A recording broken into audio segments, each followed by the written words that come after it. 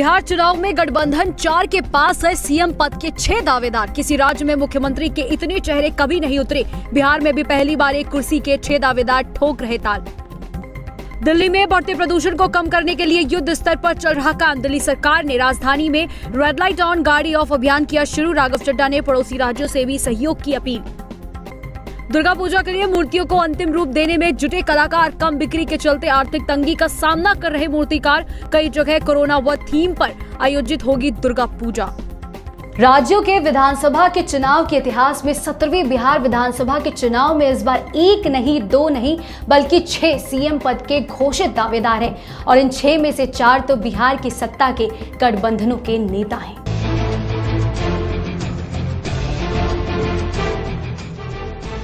बिहार विधानसभा चुनाव को लेकर चुनावी मैदान में उतरे सभी राजनीतिक दल राज्य की सत्ता तक पहुंचने के लिए पुरजोर कोशिश में जुटे हैं। सभी दलों की चाहत सत्ता में भागीदारी की है। वहीं बिहार के मुख्यमंत्री बनने का सपना संजोए 6 मुख्यमंत्री पद के उम्मीदवार भी हैं।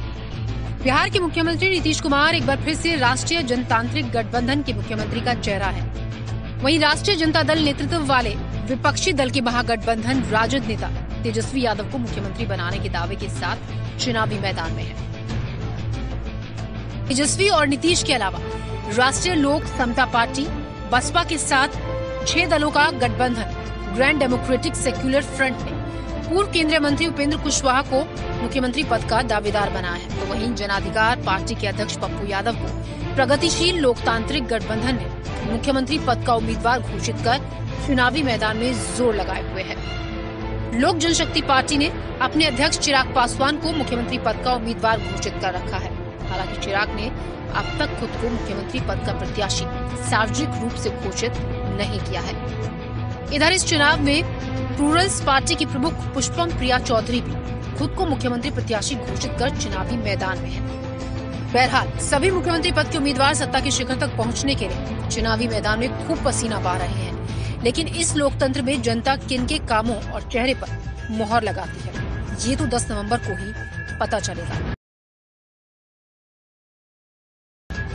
राजधानी दिल्ली में बढ़ते प्रदूषण को देखते हुए दिल्ली सरकार ने अपनी कमर कस ली है और इसके खिलाफ युद्ध प्रदूषण के विरुद्ध अभियान चालू कर दिया है। तो आज सड़कों पर आपके नेता राघव चड्ढा दिखे। उन्होंने रेड लाइट ऑन गाड़ी ऑफ कैंपेन की शुरुआत आज खुद सड़क पर उतर कर की।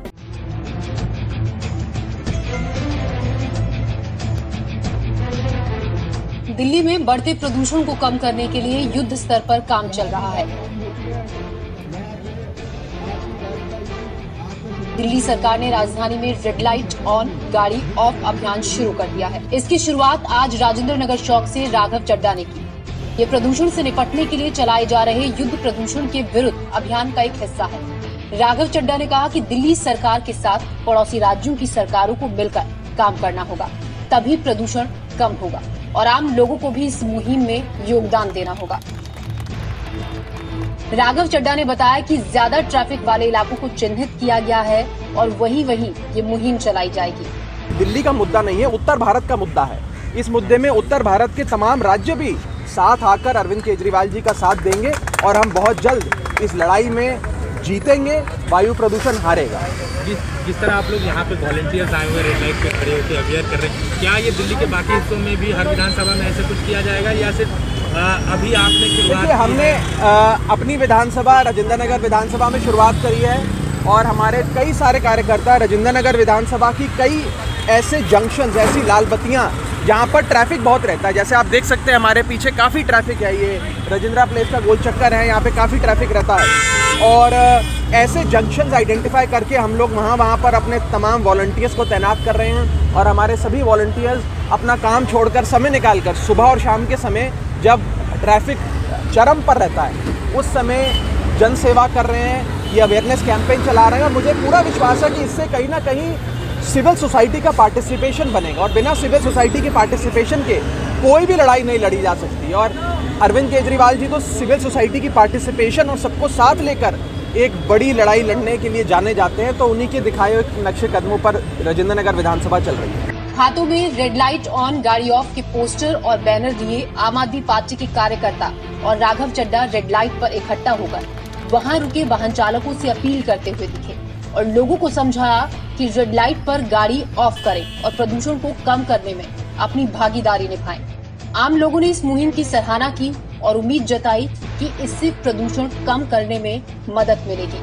तो बहुत अच्छी बात है जो दिल्ली सरकार कर रही है, इससे बहुत फ़ायदा होगा और पोल्यूशन भी बहुत कम होने के चांसेस हैं। बहुत अच्छा है हमारा। जैसे अक्टूबर नवंबर में काफ़ी पोल्यूशन होता है, हरियाणा या पंजाब की तरफ से बोला जाता है पराली को जलाया जा रहा है। हाँ। और इससे पेट्रोल में भी मतलब एक बचत होती है।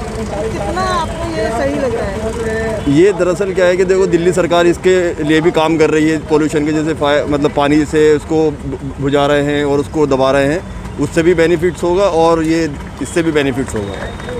बहुत अच्छा है। बिल्कुल बहुत फ़र्क पड़ेगा, कम से कम 10 से 20% फ़र्क पड़ जाएगा कम से कम। और दिल्ली में जिस तरह से मतलब पॉल्यूशन अभी बढ़ रहा है, अक्टूबर नवंबर में बहुत ज़्यादा ही मतलब हो जाता है, तो इसको देखते हुए अभी कोविड भी चल रहा है ना, तो जो भी मतलब लोगों को सांस लेने की प्रॉब्लम होती है कुछ भी, तो क्या लगता है आपको ये जो अभियान इनका दिल्ली सरकार का है तो ये सक्सेसफुल रहेगा? मुझे लग रहा है कि अगर ऐसे चलेगा तो फ़र्क पड़ेगा। पेट्रोल की भी कंजम्पशन जो है वो कम होगी। वैसे अगर मीटर तो लगे होने चाहिए सब जगह, क्योंकि हर आदमी जो है परेशान है। प्रदूषण को कम करने में दिल्ली सरकार अपने स्तर पर लगी है, केंद्र सरकार अपने स्तर पर। लेकिन सवाल ये, हर साल इसी महीने में क्यों ऐसी मुहिम की शुरुआत की जाती है? पहले से ऐसी तैयारी क्यों नहीं की जाती कि इस महीने में जब प्रदूषण अपने चरम पर होता है, AQI का स्तर कुछ घटे और स्थिति सामान्य रहे।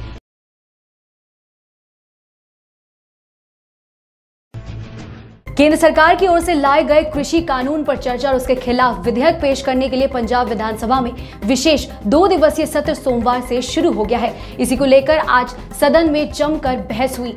इसी के दौरान विधानसभा के बाहर पंजाब की विपक्षी पार्टियों ने जमकर धरना भी दिया। पंजाब में नए कृषि कानूनों के विरोध में सोमवार से 2 दिन का विधानसभा का सत्र शुरू हो गया है। सत्र में नए कृषि कानूनों पर चर्चा के बाद सरकार इसे रोकने के लिए विधेयक पेश करेगी। सत्र शुरू होने से पहले सीएम कैप्टन अमरिंदर सिंह ने ट्वीट किया, आज से शुरू हो रहे महत्वपूर्ण विशेष सत्र के लिए विधानसभा पहुंच गया हूं। हम केंद्र के किसान विरोधी कानूनों से पंजाब की खेती को बचाने और हमारे हितों की रक्षा के लिए चर्चा और बहस करने के लिए मिल रहे हैं। विधानसभा सत्र में कांग्रेस विधायक नवजोत सिंह सिद्धू भी पहुंचे हैं। हालांकि पंजाब विधानसभा सत्र के दौरान चंडीगढ़ में शिरोमणि अकाली दल के कार्यकर्ता पंजाब सरकार के खिलाफ विरोध प्रदर्शन किया। शिरोमणि अकाली दल के कार्यकर्ता विधानसभा के बाहर विरोध जताया। इस दौरान भारी संख्या में कार्यकर्ताओं ने ट्रैक्टर पर सवार होकर पंजाब सरकार के खिलाफ जमकर हमला बोला। इतना ही नहीं, कार्यकर्ताओं ने कृषि बिल की कॉपी भी फाड़ दी।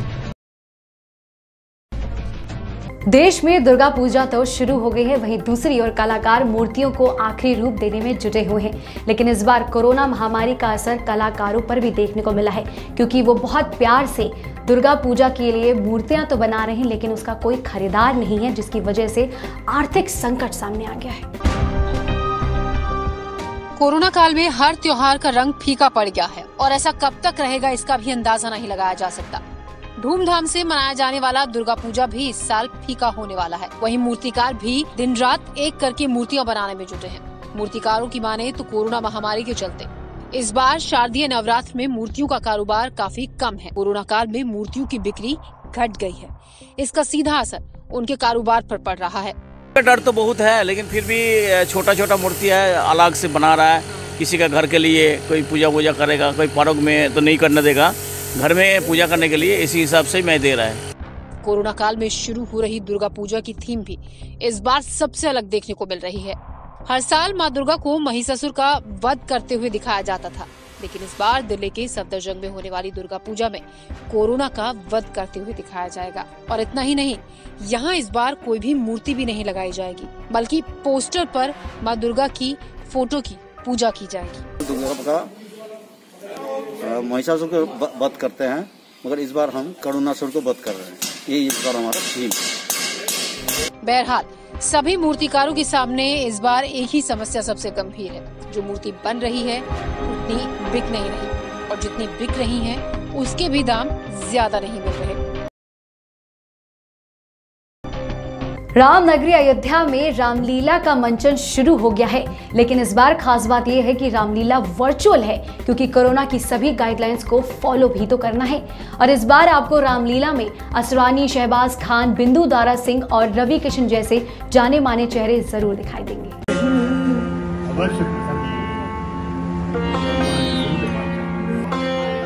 अयोध्या में ऐतिहासिक रामलीला का मंचन शुरू हो गया और मनोहारी दृश्य देखकर मेरे मन में भगवत भजन की प्रबल इच्छा हो। खास बात ये कि इस बार दिल्ली और मुंबई की टीम अयोध्या में रामलीला का मंचन कर रही है।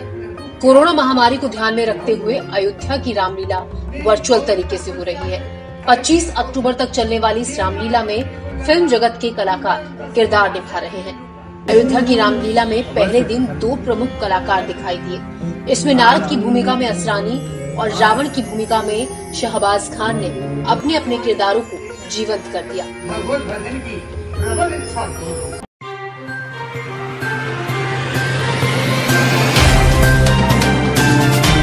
Subscribe now and press the bell icon. Never miss an update.